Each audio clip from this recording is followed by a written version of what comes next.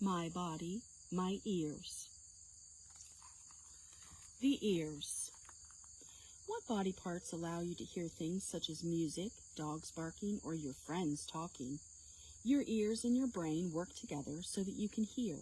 Your ears are in charge of sending your brain messages about sound. Your brain gets the messages and lets you know what the sound is and from where it comes. Your brain can tell the difference among thousands of different sounds.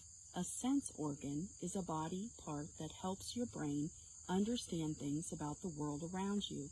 Your ears, eyes, nose, and mouth are all sense organs.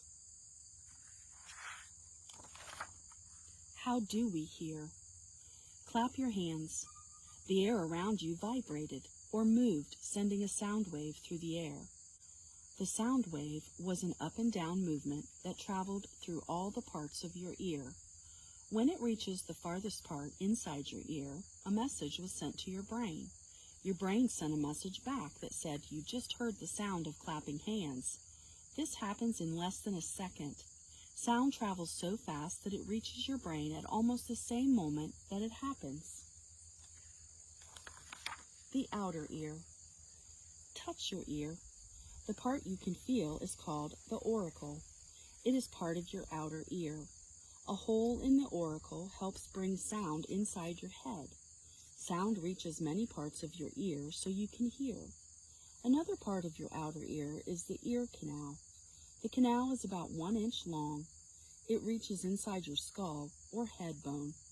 Earwax is made inside the ear canal. The wax traps dirt so that the inside of your ear stays clean. The middle ear. Your middle ear starts at the end of your ear canal. There is a tight piece of skin there called the eardrum. The eardrum moves like a drum when sound hits it. The movement of the eardrum also makes 3 tiny bones in your middle ear move. These 3 bones are called ossicles. One of these bones is smaller than a grain of rice. These bones help bring sound farther into your ear. Your middle ear is filled with air because sound waves travel through air. A small tube connects your middle ear to your throat, so your ears always have the right amount of air in them. The inner ear. When sound finally reaches your inner ear, the sound is far inside your skull. The cochlea is one of the main parts of your inner ear. This is a tube shaped like a snail shell. There is liquid inside the cochlea, as well as tiny fibers called nerve cells. When sound waves travel through liquid in the cochlea, the sound also touches the tiny nerve cells. The nerve cells send messages to your brain. It is your brain that can tell the difference between a doorbell ringing and a dog barking, not your ears. Balance. Your inner ear has another important job besides helping you hear. You are able to keep your balance because of your inner ear. Imagine if you did not know if you were upside down or right side up. There are 3 tubes called the semicircular canals that loop above the cochlea. These canals are filled with liquid. When you move your head, the liquid moves too.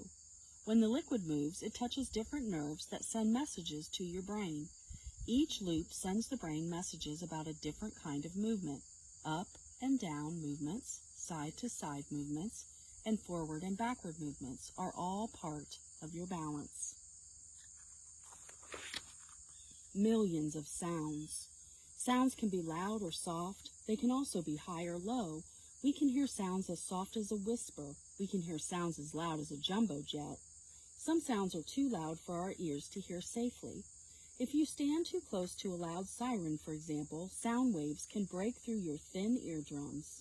If your eardrums break, they will not be able to do their job. If you feel pain in your ears when you hear a sound, that sound may be harmful to them. Hearing in other animals.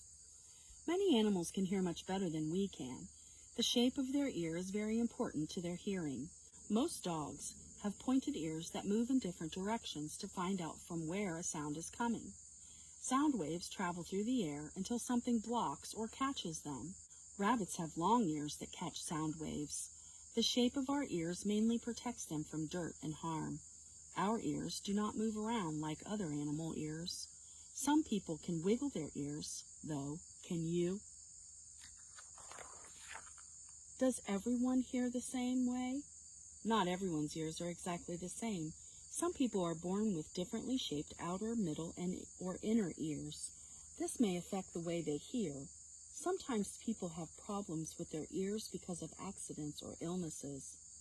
It is natural for some people to hear better than others. One thing that helps people who cannot hear well is an instrument called a hearing aid. Some hearing aids fit in the ear, while others are worn behind the ear. They act like a tiny loudspeaker to help someone hear better. Living without sound. People who are deaf have a lot of trouble hearing sounds.